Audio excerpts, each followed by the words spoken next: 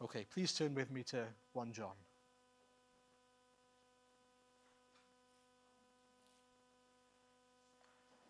It's towards, right at the end of the New Testament, if you don't know. If you want, you can cheat your way to finding it by going to Revelation and work your way back. It won't take you too long.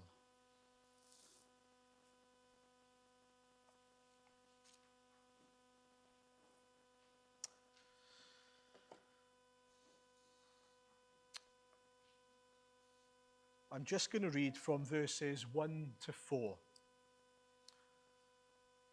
1 to 4. That which was from the beginning, which we have heard, which we have seen with our eyes, which we have looked at and our hands have touched, this we proclaim concerning the word of life. The life appeared, we have seen it and testify to it.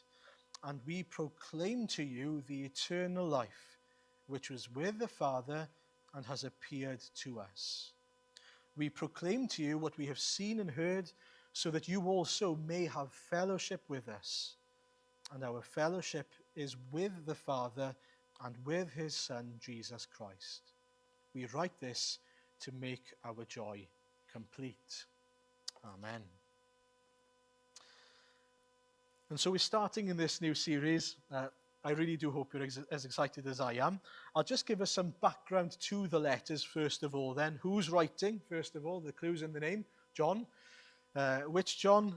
They are generally, it's generally accepted that it is attributed to John the Apostle, the son of Zebedee, the author of the Gospel of John, and obviously the John who's in Revelation getting that vision. At this point then, it seems he's quite old by Bible standards. That's not me saying old, just saying, right, before I mention his age now.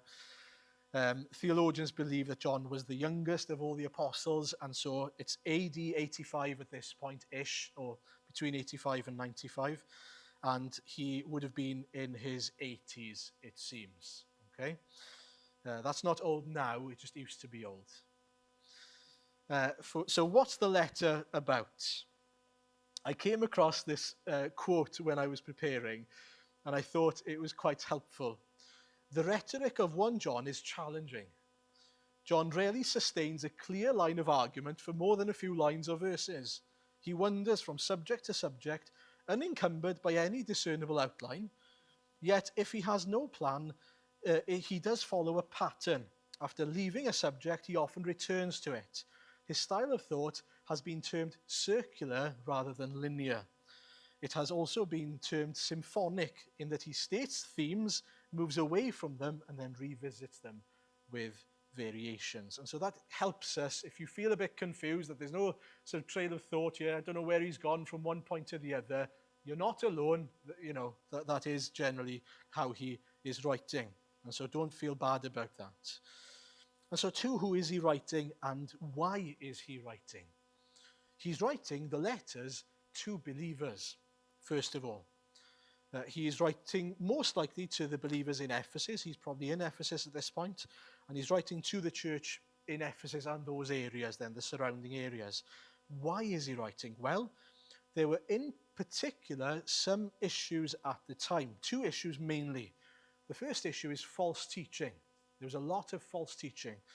For example, people were teaching things like the fact that Jesus didn't actually appear in the flesh. He only appeared like a man, for example. It's called Docetism, if you want to know. If you don't, you can forget that.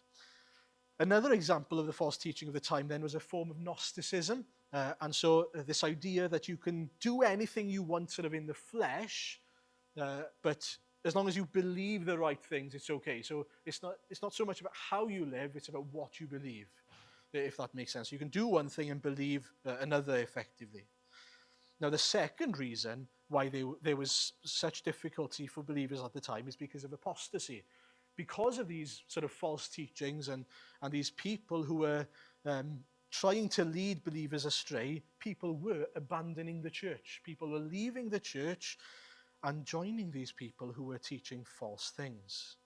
And so, not only were they abandoning Christ, but they were abandoning the church, which is obviously painful, isn't it? All of this leads John to write. Why? Well, firstly, to comfort them. He wants to comfort the believers. He's like a father speaking to his children throughout all the letters, saying, look, I know what you believe. I see what you're going through. But not only that, he writes to them to encourage them. It's an encouragement for us to stand firm in the faith and in the truth of the gospel. But also it is a warning. It is a reminder of the emptiness and the seriousness of turning to and believing in false teaching. And obviously then, if anyone else from outside of the church happened to hear the letter, I'm sure John's intention there was for it to convict them of the truth of who Jesus is and what he has done for them and their sinful state before God. If you want to summarize it, it's Ephesians 4:15, to speak the truth in love. That's what John wants to do here. He wants to encourage, bless, comfort the church, and keep on encouraging them to stay on the right track. And you'll see in the letters that the language and tone, it shows that. He talks about our fellowship, our joy. He says, my dear children. And some have suggested that John is writing to sort of condemn the church. That's not at all the language of the letter. You've got to look carefully, just to refer to one passage in particular, in 1 John 2, verses 12 onwards. Take a look at those verses. I am writing to you, dear children, because your sins have been forgiven on account of his name. I am writing to you, fathers, because you know him who is from the beginning. I am writing to you, young men, because you have overcome the evil one. I write to you, dear children, because you know the Father. I write to you, fathers, because you know him who is from the beginning. I write to you, young men, because you are strong, and the word of God lives in you, and you have overcome the evil one. And then verses 20 and 21. But you have an anointing from the Holy One, the Holy Spirit. And all of you know the truth. I do not write to you because you do not know the truth, but because you do know it, and because no lie comes from the truth. He's writing to these dear children in the faith, people who have come to know the Lord Jesus, to encourage them, to comfort them, to warn them, yes, but in order for them to keep going. People who are trusting in the Lord, keep on trusting, keep on realizing and recognizing the emptiness of anything but Jesus. And that brings me to an important point.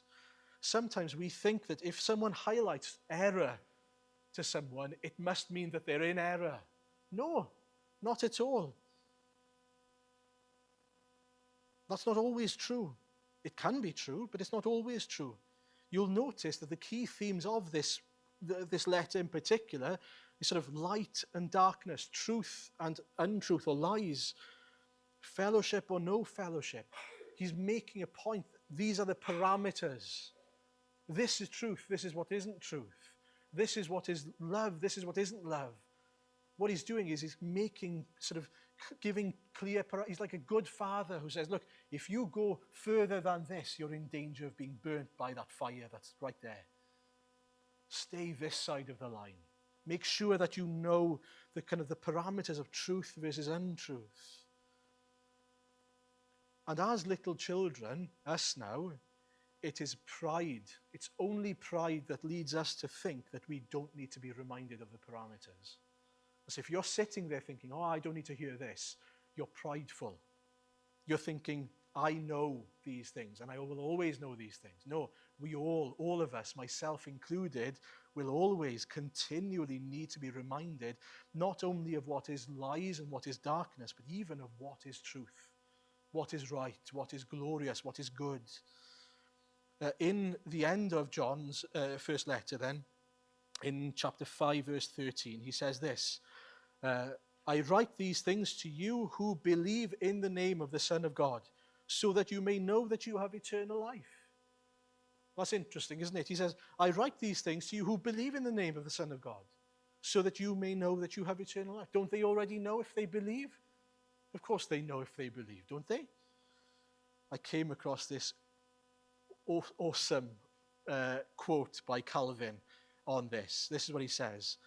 As there ought to be a daily progress in faith, So he says that he wrote, John now, speaking of John, he says that he wrote to those who had already believed so that they might believe more firmly and with greater certainty, and thus enjoy a fuller confidence as to eternal life. Then the use of doctrine is not only to initiate the ignorant in the knowledge of Christ, as in when we first come to know it, but also to confirm those more and more who have been already taught. It therefore becomes us assiduously to attend to the duty of learning, that our faith may increase through the whole course of our life. For there are still in us many remnants of unbelief. And so weak is our faith that what we believe is not yet really believed, except there be a fuller confirmation. But we ought to observe the way in which faith is confirmed, by having the office and power of Christ explained to us. For the apostle says that he wrote these things, that is, that eternal life is to be sought nowhere else but in Christ, in order that they who were believers already might believe. That is, to make progress in believing.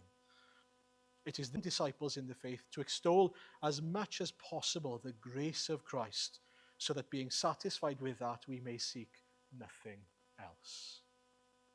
I hope you understand the point he's making here. Progressing in the faith doesn't mean that you know something and there we are, it's complete, but that you can come to know with greater confidence, with greater certainty, and enjoy a fuller confidence in what we already know as we come to understand it more and more. And enjoy it more and more. Are we progressing in that faith? Are we meditating more and more, marveling more and more at the work, at the might, at the grace of Jesus Christ, having our faith confirmed? It's important not to mix up the presence of faith and the progress in faith, by the way. The presence of faith is something, so faith is given to us as a gift. We can't earn it, we can't do anything, but we can exercise our faith. We can meditate more and more on what we already know, what we've been given in the Word, in order for us to come to understand in a fuller sense who Jesus is to us. He mentions two things there, doesn't he?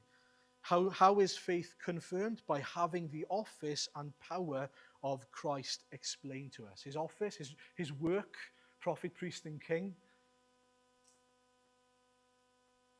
And then his power worked out. And it's important that we meditate on those things. And so, we need to start by asking, is faith present? Do we have faith? If not, we need to ask the Lord to give us faith, to save us. But then, are we growing in our faith? Am I trusting in the Lord and meditating on what has already been done for me?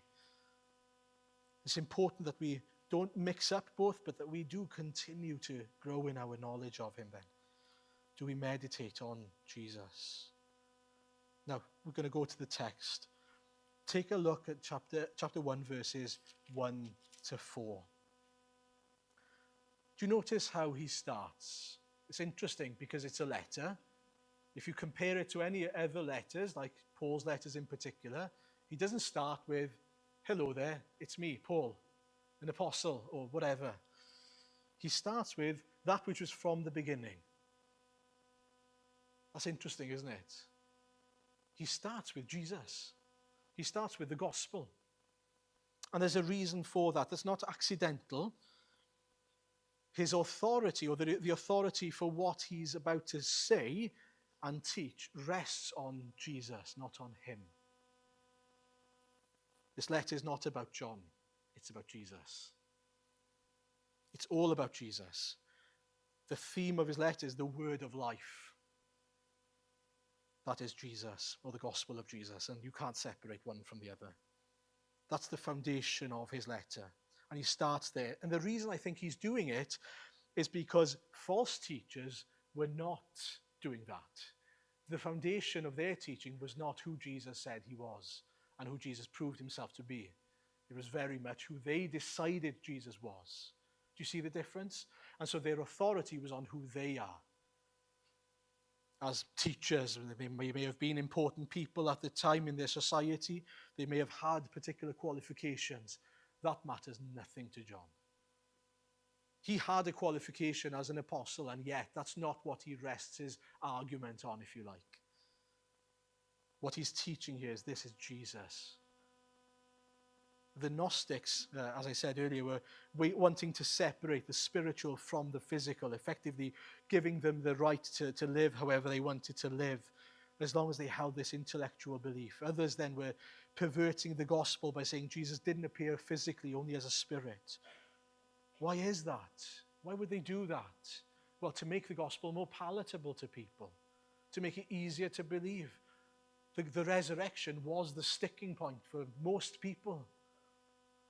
What's the basis for John's faith in Jesus Christ? Well, that which was from the beginning, which we have heard, which we have seen with our eyes, which we have looked at, and our hands have touched. This we proclaim concerning the word of life. This is not my ideas. This is the Jesus we have experienced. The living, true Jesus. This is Jesus, God, who came to us. That's where he starts. The one who is from the beginning, God. The one who was there at the beginning, even before creation. He is nothing but God himself at the beginning of time. And so to those who are saying that he was just a man and just a teacher, just an example, a rabbi, whatever, a prophet, he says, no. He proved himself to be God from the beginning. What's his basis for that? Well, for one, he heard it and experienced proof of it from Jesus himself. He's seen Christ's power with his own eyes. He's heard Jesus saying, before Abraham, I am, I existed. He's heard and recorded Jesus in John 17 saying, and now, Father, glorify me in your presence with the glory I had with you before the world began. He's seen Jesus do things only God can do, forgiving the paralyzed man's sins and then raising him up physically afterwards. He's seen Jesus saying, the Son of Man will die and then 3 days later rise again, and then do it. He's witnessed, he's touched, he's seen the resurrected Jesus. This is God from the beginning. What John is saying here is this is what, not I believe, but this is what I have seen. This is what I have heard. This is the truth. And he points out, and this is important that we notice this, he's making a point that this isn't sort of seeing with spiritual eyes, like the Gnostics might say. He's literally seen it, which we have heard, which we have seen with our eyes, which we have looked at, and our hands have touched. This is the real deal. Jesus came, he preached, but he proved himself to be God in flesh. He proved it. Beyond doubt, this is a real physical God who did what he said he would do, who was faithful to his Father, who died and rose again, who ascended into heaven. The apostles and the other disciples of Christ, just think about this. They were willing to die because of what they saw. And not only willing to die, but they were professing knowing they would likely die because of what they saw, because of what they felt, because of what they heard. Who in their right mind would be willing to die if it wasn't true? Who on earth would be willing to give their lives for something that they had made up or they had decided to interpret in some way? No. This is the real deal. And that's what John is reminding them of. This is what Jesus has done. He came, he lived, he showed the signs that were needed to be shown to prove that he is God. But also that he is God in flesh, of course. That he is God who came among them. The life appeared. We have seen it and testified to him, or to it. And we proclaim to you the eternal life which was with the Father and has appeared to us. So now God in flesh. Now the question that needs to be asked then is, why is that such a big deal? Why is it such a big deal that we need to believe that Jesus is not only God, but God in flesh, rather than God a spirit, or Jesus who is not God, but in flesh? It matters hugely. The gospel hinges on it. No spirit can die for sin. No spirit can earn righteousness and fulfill the demands of the law. The gospel depends on the fact that Jesus did appear in the flesh and that he was God in flesh. And perverting that perverts the gospel in the same way that saying that Jesus was not God and purely man makes it no gospel. I'm going to jump forward to 1 John chapter 4. Look at verses 1 to 3 there. This is how much emphasis, if you like, how important it is as John teaches us. Dear friends, do not believe every spirit, but test the spirits to see whether they are from God, because many false prophets have gone out into the world.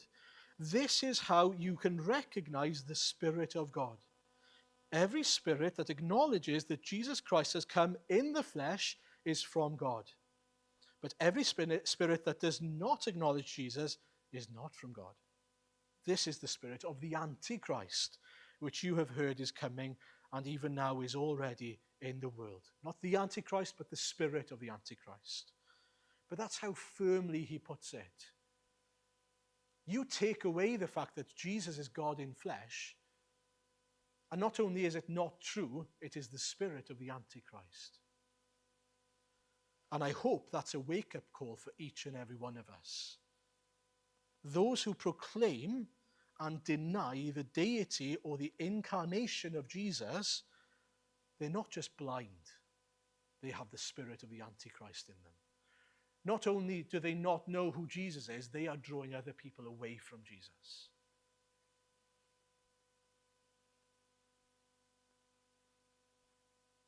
They are perverting the gospel. And we need to be reminded. People like, and this is just an example, but Jehovah's Witnesses. Think of that name, Jehovah's Witnesses. They are nowhere near our next door neighbors that are so close and yet so far. Because they deny that Jesus is God. And I'm not just taking them as an example, anyone who does that with Jesus. Any other religion, any other movement. Now praise the Lord is able to break through to even their hearts. And so we should pray for them, that the Lord might do that and preach to them. But in a world like the world we live in, where Satan attempts to and does at times twist this, what seems to be the smallest of things, the slightest of things, we need to acknowledge that the way in which he does that is very sneaky, very covert, but also very dangerous.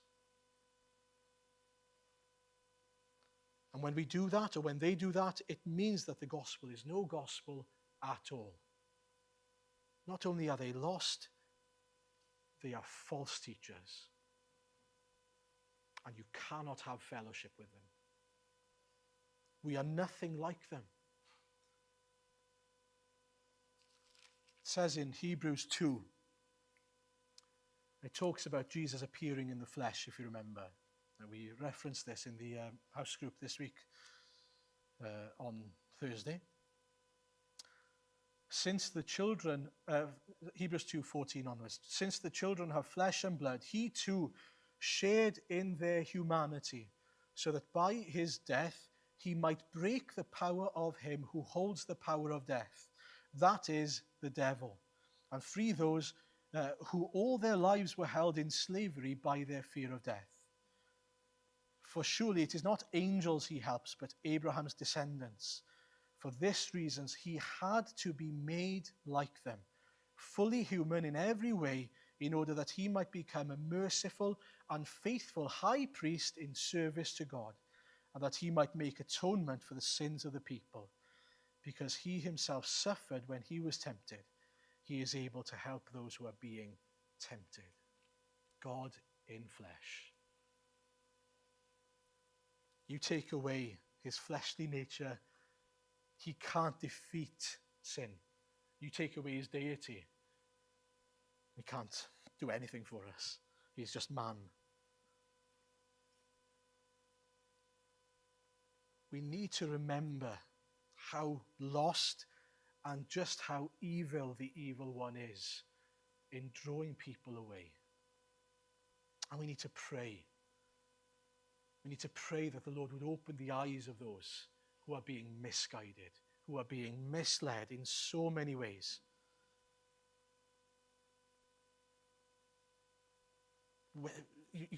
I can imagine, as I was preparing, I was thinking of the church in Ephesus, and you can imagine those who had, betrayed the church and gone and started following these Gnostics and so on, right? Can you imagine what they'd have been saying to the believers in the church? Oh, come on over, join us. It's great over here. We believe what you believe, but you know what's great? I can do what I want. But we believe the same. We're still in Team Jesus. We still believe in Jesus.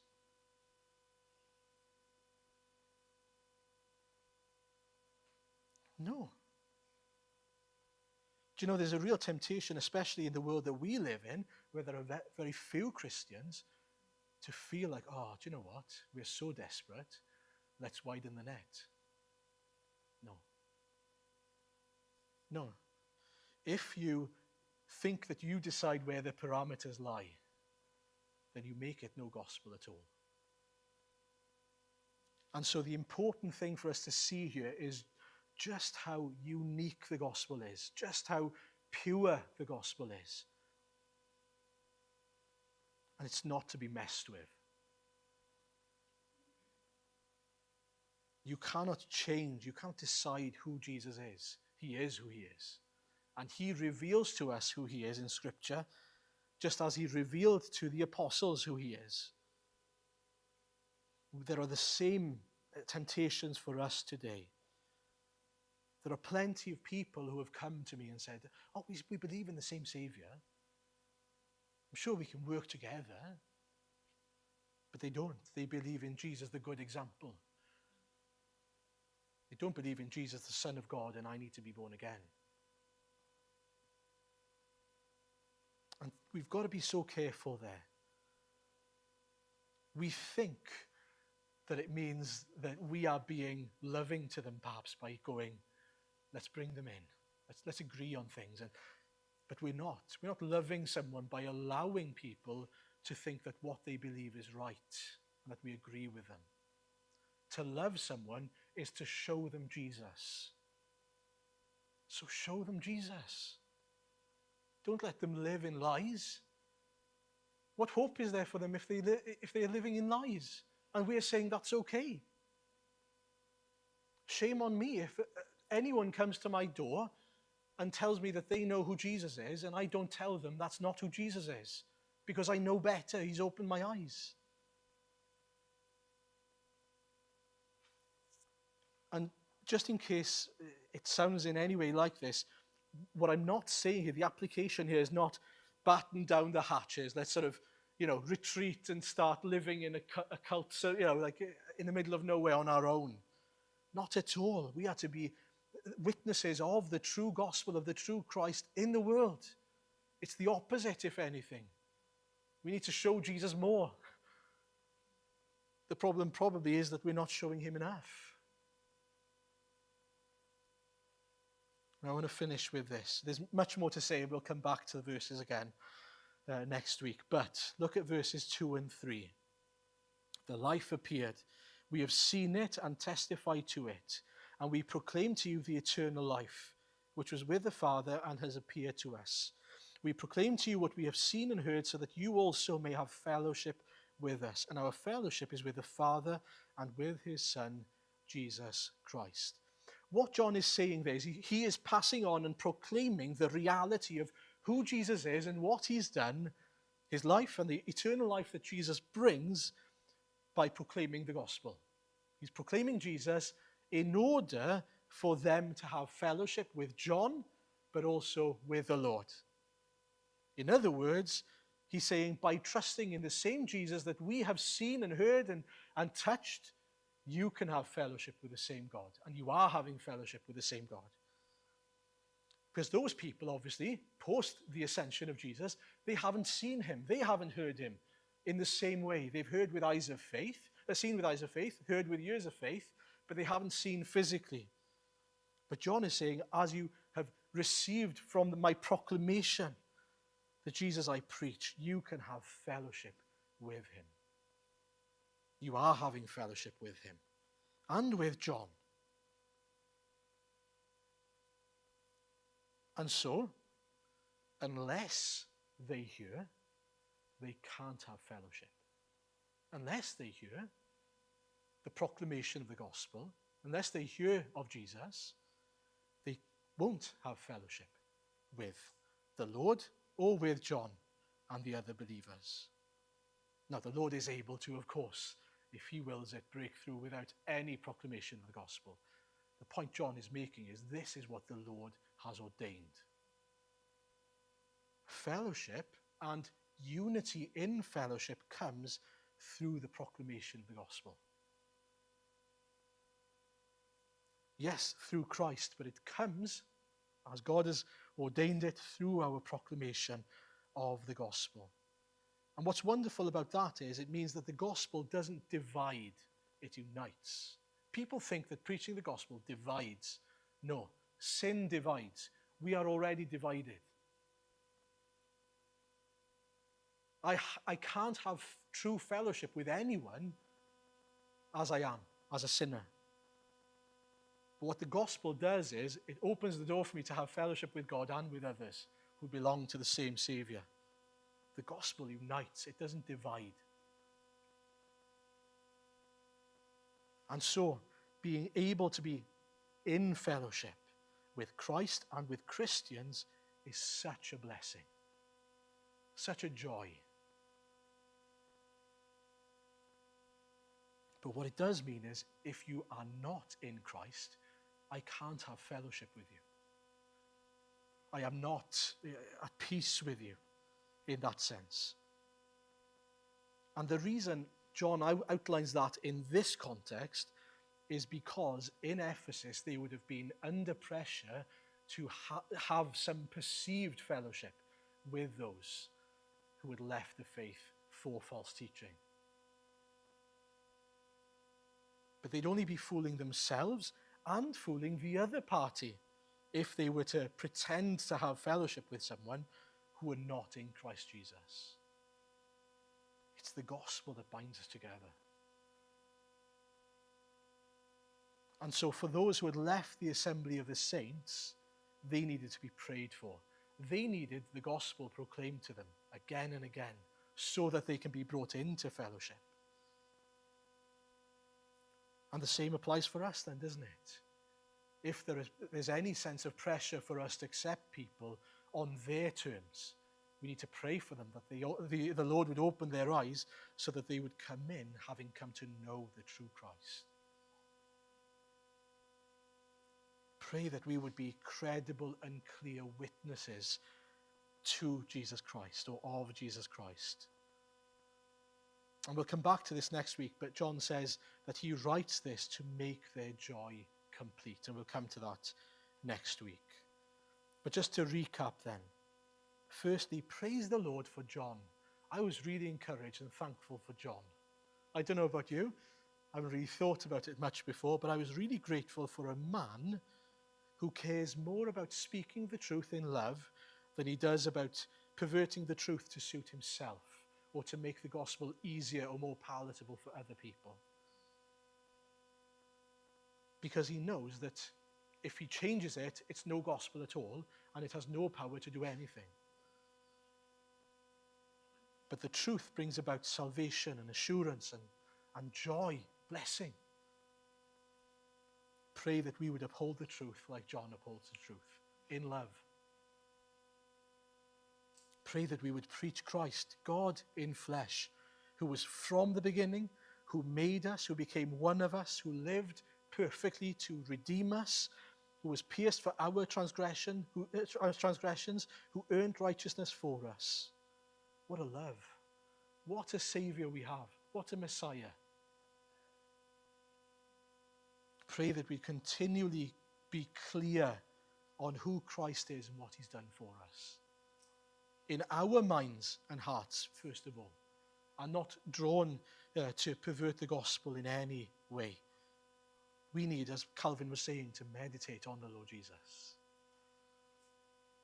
We do live in days where people talk about the Jesus I want to believe in.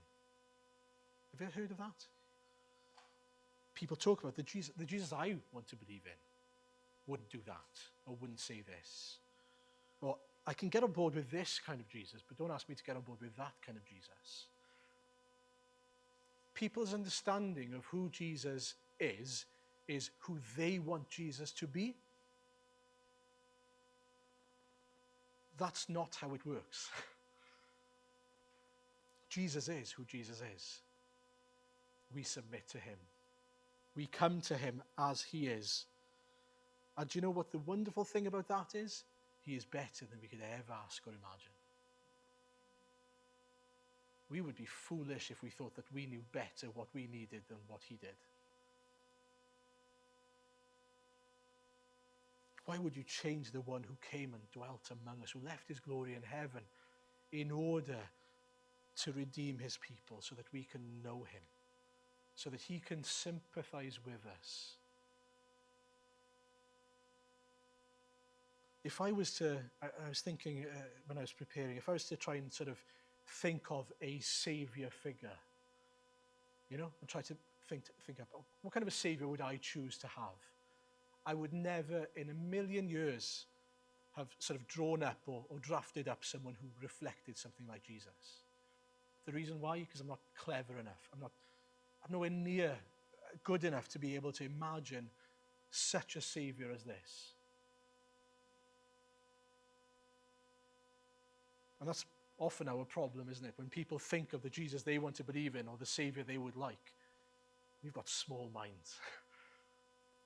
But when we come to see what Jesus has done for us, who he is, we are blown away. Pray that others might be blown away when they submit to who he truly is, when they bow down to Christ, the true Christ of the Word.